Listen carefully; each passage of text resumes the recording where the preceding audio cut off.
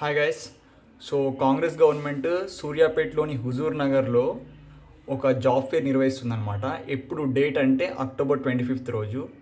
So మొత్తం top 150 companies అయితే ఇందులో ఉన్నాయని చెప్తున్నారు. 2000 to 5000 వేకెన్సీస్ ఉన్నాయంట. సో మీకు స్క్రీన్ మీద ఇచ్చేస్తా ఏ డిపార్ట్మెంట్స్లో వేకెన్సీస్ ఉన్నాయనేవి. నేను చూసినవైతే HR, IT, finance, digital media, manufacturing ఇంకా చాలా ఉన్నాయంట.